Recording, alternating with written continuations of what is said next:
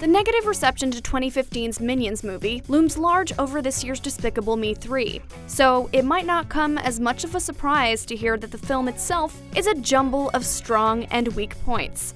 By the time Despicable Me 3 comes to an end, the franchise has officially worn out its welcome, once and for all. But the good news is that the film features such a vibrantly stylish adventure that it keeps that negative feeling from becoming too overwhelming until the credits finally roll.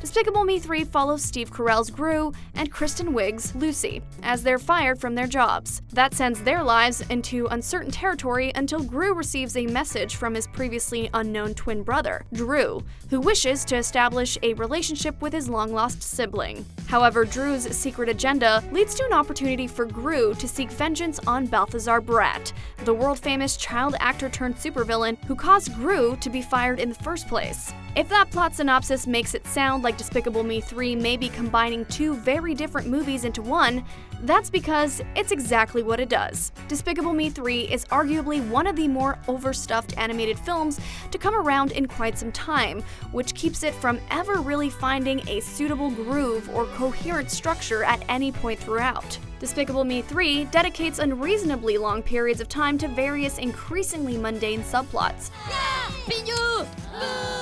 Bueno?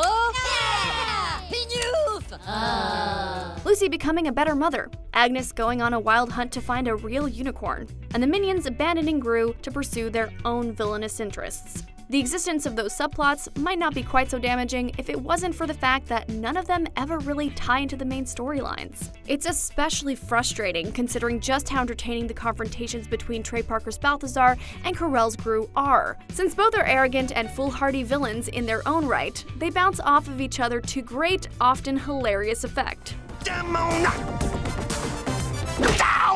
It's through Balthazar and a number of side sequences involving the Minions that Despicable Me 3 maintains the witty and hilarious sense of humor that made the first two films such big hits. Those moments manage to always lift the film up, even when it looks like it'll just be dragged down again by another unnecessary interaction between Gru and the annoying and charmless Drew. The same goes for the majority of the film, which tries to be too much all at once and winds up feeling like the least substantial of the Despicable Me films as a result.